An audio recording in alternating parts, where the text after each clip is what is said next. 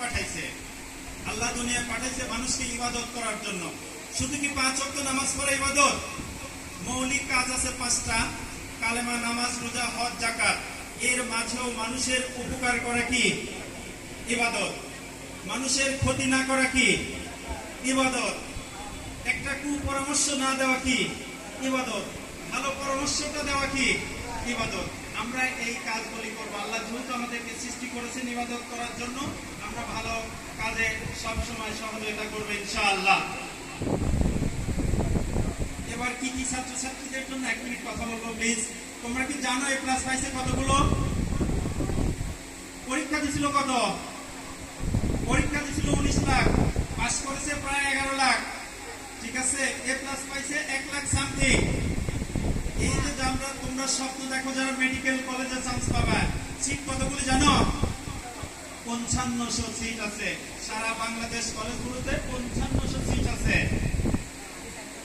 পরীক্ষা দিল 19 লাখ, পাস করলো 11 লাখ, এ প্লাস পালো 1 লাখ। আর মেডিকেলে চান্স পাবো কত? 5500 স্টুডেন্ট। তাহলে আমাদের দৌড়াইতে, যদি যারা আমরা মেডিকেলে পড়তে চাই, দৌড়াইতে হবে কেমন জোরে? আস্তে দৌড়ালে হবে? অন্য কোনো স্বপ্ন দেখলে হবে? কোনো স্বপ্ন দেখলেই হবে না, আমাদের দৌড়াইতে হবে 8G 9G 10G তে। পারবো আমরা ইনশাআল্লাহ। ধরে করে বলতে হবে ইনশাআল্লাহ। এটাকে বাস্তবায়ন করার জন্য একটা স্বপ্ন দেখতে হবে। স্বপ্ন বোঝো কি? রাতে ঘুমায় যেটা স্বপ্ন দেখে সেটা কিন্তু স্বপ্ন নয়। স্বপ্ন হচ্ছে যে আমি ডাক্তার হব, আমি ইঞ্জিনিয়ার হব। বাংলাদেশে একজন মানুষের জন্ম হয়েছিল, নাম হচ্ছে আব্বাস আলী খান।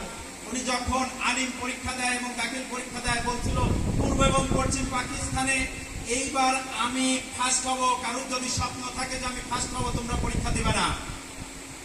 কত আত্মবিশ্বাস ছিল! সে দাখিল এবং আলিম পরীক্ষায় পূর্ব এবং পশ্চিম পাকিস্তান মিলে ফার্স্ট হয়েছিল। এরকম স্বপ্ন কি আমরা দেখতে পাই না? যে আমরা যেবার মেডিকেলে চান্স পাবো, মাসপাড়া থেকে যদি একটা ছেলে চান্স পায়, সেই ছেলেটা আমি। এরকম আত্মবিশ্বাস আছে কারোর? কার কার আছে? একটু হাত তোলা যাবে। একটা স্বপ্ন দেখতে হবে, একটা সুন্দর পরিকল্পনা করতে হবে। পরিকল্পনা বোঝো? অর্থাৎ আলী রাদিয়াল্লাহু আনহু বলছে, একটা সুন্দর পরিকল্পনা মানে একটা কাজের অর্ধেক অংশ হয়ে যাওয়া। আজ থেকে পরিকল্পনা করতে হবে, একদিন যদি 8 ঘন্টা পরিশ্রম করি, আজ থেকে 9 ঘন্টা, সামনের মাস থেকে 10 ঘন্টা, তারপরে মাস থেকে 12 ঘন্টা। এরকম যদি পরিশ্রম করা যায়, তাহলে অবশ্যই ভালো রেজাল্ট করা সম্ভব ইনশাআল্লাহ। আমরা কি পরিকল্পনা অনুযায়ী কাজ করব?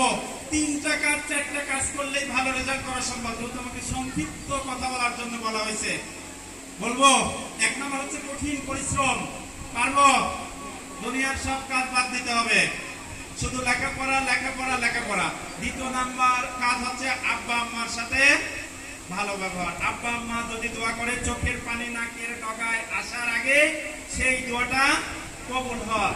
আমাদের ক্ষেত্রেও তাই হবে ইনশাআল্লাহ। পারবো? আর 3 নাম্বার কাজ হচ্ছে শয়নে, স্বপ্নে, জাগরণে, নিদ্রায় একমাত্র আল্লাহর সিজদা করা। শুধু জায়নামাজে বসেই সিজদা, এটাই কিন্তু সিজদা নয়। শয়নে, স্বপ্নে, জাগরণে, নিদ্রায় আল্লাহর উপর পূর্ণ আস্থা ও বিশ্বাস রেখে আমরা যদি আগাইতে পারি, তাহলে আল্লাহ আমাদেরকে সফল কাম করবে ইনশাআল্লাহ। চেষ্টা। আমার একটা ছোট্ট বাচ্চা এখানে উপস্থিত আছে, গত 4 বছর সে স্কুলে যায়, স্কুল কিন্ডারগার্টেনে পড়ে। 4 বছরে একদিন স্কুল কামাই নাই, 1 মিনিট পড়ে গেছে, এরকম রেকর্ড নাই। আপনারা আমার বাবার জন্য দোয়া করবেন, আমার জন্য দোয়া করবেন, আমার পরিবারের জন্য দোয়া করবেন। আমি সংক্ষিপ্ত কথা দোয়া চেয়ে শেষ করলাম। আগামী দিন যেন আপনাদের পাশে থাকতে পারি এবং আপনারা যে পরামর্শ দিবেন সেই অনুযায়ী কাজ করবো ইনশাআল্লাহ। আসসালামু আলাইকুম ওয়া রাহমাতুল্লাহ।